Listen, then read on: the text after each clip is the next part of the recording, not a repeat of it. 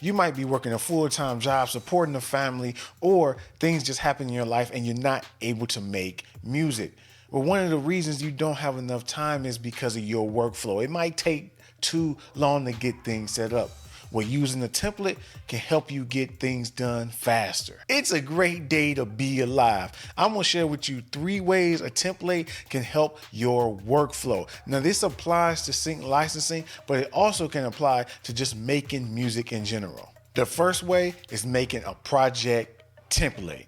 As you see on the screen, I have Logic open and it opens up to my project templates. Now yours might look different depending on what your DAW you're using, but this helps me create music fast depending on the theme. Now I only make a certain amount of genres for sync licensing. So I got my Afro House, I got demo template, which is the template I use if I want to create a YouTube video showing something, hip hop beats, investigative hip hop house. So you get the picture. If you start off making a template, it can help you speed up your workflow. Let's open up a blank project and I'm gonna show you how to create a blank template in Logic. Have Logic open. And I'm gonna start a new project. I'm gonna start a new empty project. And I'm just gonna place a software instrument. So what you wanna do is you want to just create a whole bunch of tracks that you would typically use. So for hip hop, I'm just labeling these for purpose sake. Might make a kick, might make these highs. Then if I go into here, let's change this to contact because I use contact quite a bit. And let's just use rise and hit. So I have rise and hit open already because I use that for a lot of riser effects. So I'll put right here and link with this riser. And let's just do one more. I like to use massive, so I can put massive. Then you can just label the rest. Then what you do is once you have everything that you want, you go up to File, Save as Template. Now you can see it's in the project templates and I already have a whole bunch of made. So you can just name it whatever you want to, demo template 2. Save. So that's my demo template. So now if I close this project and open Logic again, you see how it starts on new project because that's what we started last time. Well, you need to go to my templates and there we go, demo template 2. The second way I use templates is for mixing and mastering. Now I like to separate my process. When I make a beat, I like to just focus on the production part of the beat. Plus, it helps save resources. If you're not trying to mix and master and put all these plugins in, your computer may be old, it may be bogged down.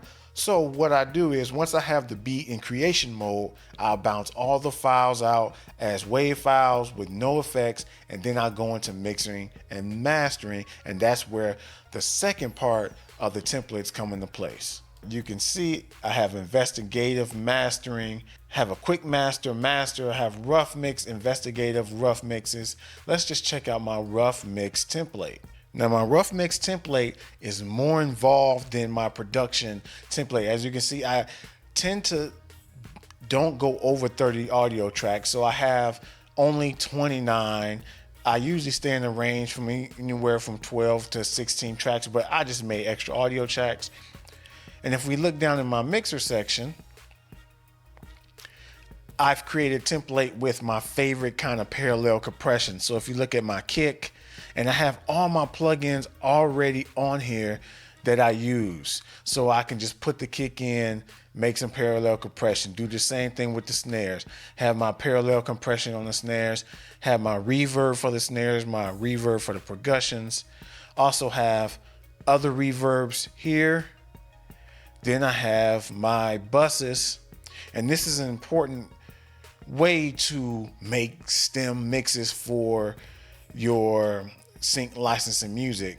And if you want me to make a video about the different type of tracks you can make that you should make for sync licensing, let me know in the comments. But I have all my buses here so I can easily just solo. Let's say if I just want to make drums and bass, then I can make a drums and bass bounce or whatever I want to. So that's the second thing I do. And the second way you can speed up your workflow is making a mixing and mastering template. Let's look at the mastering template. As you can see, I have one of my favorite EQs. I just love FabFilter Pro Q2. They have a newer one available, but this does the job. And as you can see, everything is already set. I have my main track, a reference track, and I also have on the plugins my master chain already set, and I have plugins that's not enabled until I'm ready to put them on. I basically use the same ones every time.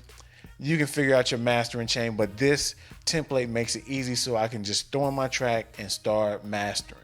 And the third way that you can use templates to speed up your workflow is to use plugin defaults. Right here I have open, this is my hip hop making template. Let's go. Now if we look at the channel strip, let's just take the first one and I click the setting.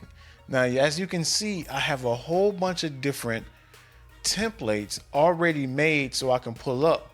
One of my favorite ones to use is this art sign pops.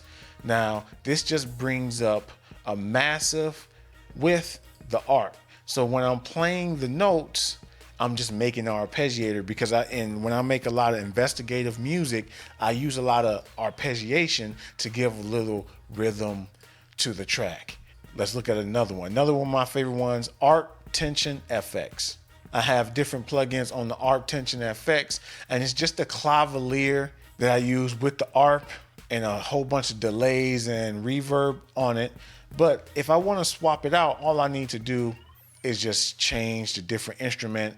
But this gives me a lot of motion for my tracks. And the way you save this is, so let's make up another on the second track. I'm gonna put an EQ. I'm just throwing random things on here that's popped up. Let's throw that delay on there. And let's do a reverb. And instead of Contact 5, I'm just gonna do a default plugin. So now I have a chain. So the way to save it is, if I want to use this instrument and this kind of chain on different channel strips, you click the setting button, save channel strip settings as. And as you can see, it goes to the file and it has instrument and it has all these, you can't see them well, but they all grayed out of different FX that are already saved. I'm not going to save this one. I don't want to clutter up my screen with all these, but you get the gist of it. So this is a really neat way to make sound, especially if you're doing sound designs and you like certain reverbs and delays. You can pull them up instantly instead of having to recreate the same reverb, the same delays, the same flangers, chorus, whatever effects. Making the plugin templates just make it easier to recall and it will help speed up your workflow. Let me know in the comments if you use templates and how has it changed your music production and workflow. I know before I've never used templates. I always thought, I'm too busy to make it. I want to just start making music now. But when you get busy, you need a system. Think about any successful business out there. They run on systems. Let's take McDonald's.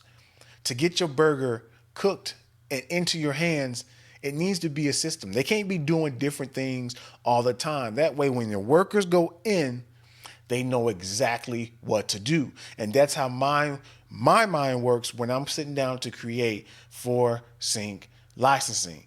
I already know the process and steps. I pull up my template. If it's hip hop, pull it up. Already know in my head what kind of sounds I want because I have it.